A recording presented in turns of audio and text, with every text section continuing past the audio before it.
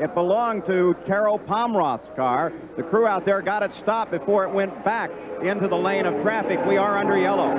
Bringing out the yellow is going to be a big factor. Another change in strategies. Now, Emo's into the pit to get his flash.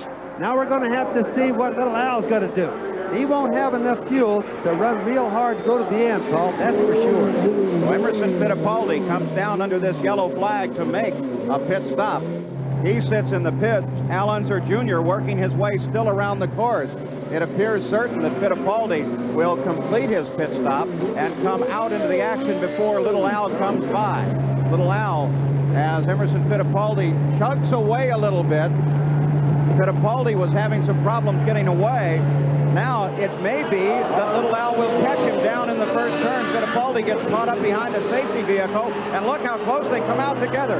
Fittipaldi is just one car ahead, down there to the inside, and Little Al sees him and knows that he's got to stay in contact with him. Bobby, it could be a very close call on rules here, though, couldn't it? Yes, it could be. Now, what would have been happening before? Little Al would have had his lead down as much as he could go because he was going to the end. Now everything has changed because Emo does have fuel. Emo can have his boost up, low gear to race in. He can go for it all the way. Little Al is going to have to go conservative, and he can do nothing about it. Let's take a look at the situation with regard to Little Al. He's never won on an oval. He certainly never won the Indianapolis 500. Emerson Fittipaldi, two-time world champion, has not won at Indianapolis either. In fact, there are only two men in the top 10 who have completed this race in first place. That's Mario Andretti and A.J. Foyt. As Teresa watches Emerson Fittipaldi stream away through the short chutes, the south end of the track, through the second turn now, and Little Al is in pursuit. Well, this is going to be the contest, the real show, because it's a Lola against a Penske-built DC-18 of Emerson Fittipaldi. And can Little Al not only stay with him, but be able to pass him? So Shelley Unser watches as well, as Little Al has Royal Boycell, the third-place car, 5 laps behind the leader, separating him. And there was a flash of something at the back of the car there for a second. Well, that's water. That's water either coming from Boycell's car or Little No, it's Boycell. No, I think it's from Boycell's car. You can see it streaming off the back of the car. That could indicate that that engine is about ready to let go. Well, whatever it is, it's going to cause Little Al to lose some ground there. And Boycell, incidentally, who drives sports cars part of the time, is a very aggressive driver. He's a terrific guy, but he's an aggressive driver and not easy to pass. Well, Bobby Unser, if you have that indication, would you want to tuck in too close to the back of that 30 car? Yes, as long as spraying like that, he'll run offline a little bit, Paul. He has no choice. He just can't let the race go from here. He's run a very conservative line. It's a question about, will Boycell's car keep running, losing that much? But what if the engine would let go and spray oil back there? Little Al would instantly be into it. Right there, it's already happened. Boycell had engine problems. Little Al got by. Look at the smoke coming out of Boycell's car right now, or at least the fluid.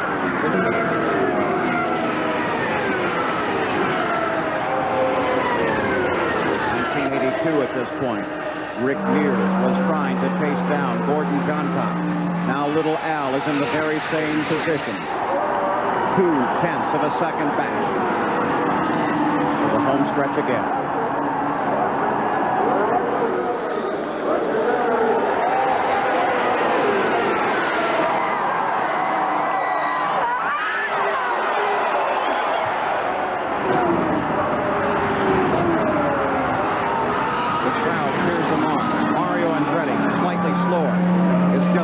He lies in fourth place, 6 laps behind the leader. The tension is incredible.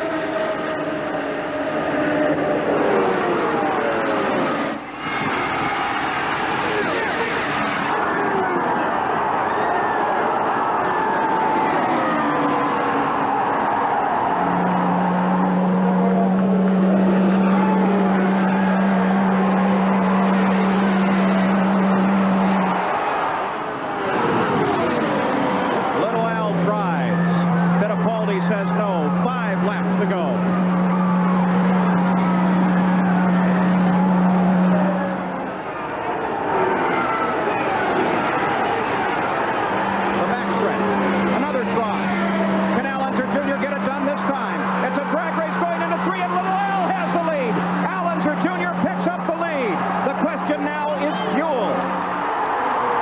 Hit the yellow.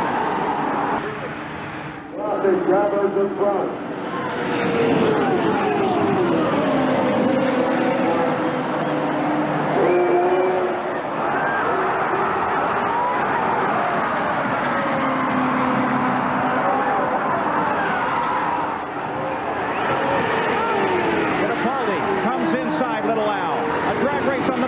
Again, slower traffic moves to the right. Can Fittipaldi get past?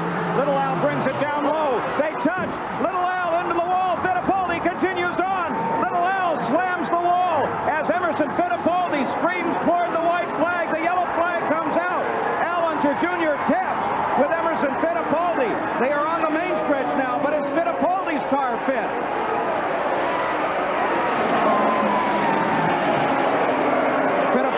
Tried it inside the third turn. The white flag is out. 199 laps are complete. The yellow flag flies. Teresa kisses Pat Patrick. Can you imagine the despair that Shelley and Al Unser feel now? Because for the second year in a row, he's okay. Little Al climbs out of his car, walks away from the safety crews.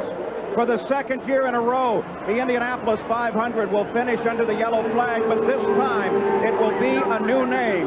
It will be that of two-time world driving champion Emerson Fittipaldi. Former world driving champions winning here. Jimmy Clark, Graham Hill, Mario Andretti, and now the name Fittipaldi will go into the books. What promised to be a close finish ended with a lap and a half to go. Al Unser Jr. stands by the edge of the race course. What will be his reaction as Emerson comes by? Was he angry? Did he gesture? He went out to signal him. Little Al stepped out toward the edge of the track. Now the pace car will lead Emerson Fittipaldi, just like it did last year for Rick Mears, toward the checkered flag. The 73rd Indianapolis 500 is rolling to an end, and Emerson Fittipaldi, under the yellow flag, has captured his first 500-mile race victory at